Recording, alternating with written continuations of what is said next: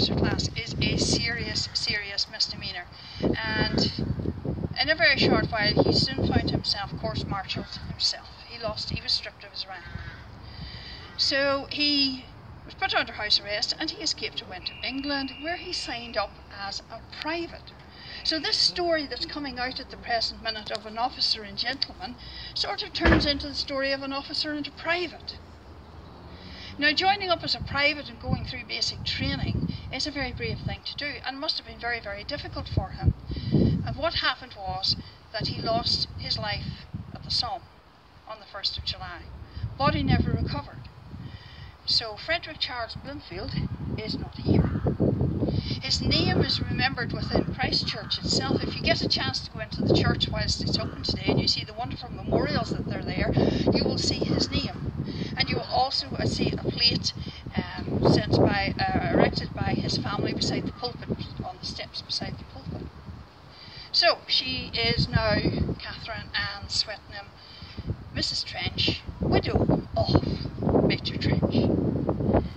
There's a Trench band set up in Limavady actually that is named after him, and it's named after Major Trench, not Major Trench and Mrs. Trench, but Major Trench. One of the very oldest ones in the Limavady area. In 1926 then she married again. She married the Reverend McManaway. Okay, so she had had no children by her first marriage, and she had no children by her second marriage either. The Reverend McManaway also had a checkered career, a very brave career as well, signed up when he was age 17 and served in the Royal Flying Corps in World War I. Okay, and was then inducted into the priesthood of the Church of Ireland. Now that is important, if you just remember that. So he became the Reverend McManaway. But he also served in 1945 as a chaplain and received the MBE for that. What's that you can see? MB there.